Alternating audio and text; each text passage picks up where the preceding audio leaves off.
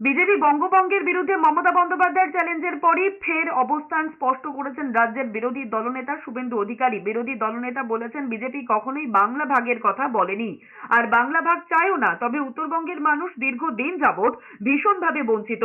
শুভেন্দুর আরো মন্তব্য, উত্তরবঙ্গ সফরে গেলে মুখ্যমন্ত্রীর থাকার জন্য অনেক অট্টালিকা তৈরি হলেও অবহেলায় পড়ে রয়েছে উত্তরকন্যা, কেউ সেখানে বসেন না। তবে বিজেপি রাজ্যের ক্ষমতায় আসলে উত্তরবঙ্গের মানুষের জন্য আলাদা প্যাকেজ ঘোষণা করার পাশাপাশি অনুপ্রবেশকারী রুখতে কঠোরতম ব্যবস্থা নেওয়ার হুঁশিয়ারি দিয়েছেন শুভেন্দু অধিকারী। সীমান্তের 72 জায়গায় জমি দিতে হবে বিএসএফ কে। আমরা বঙ্গভঙ্গ, বাংলা ভাগ, ইউটি, আলাদা রাজ্য এসব চাই না। দলগতভাবে আমি বলতে পারি, অবিলম্বে অনুপ্রবেশকারীদেরকে চিহ্নিত করতে হবে।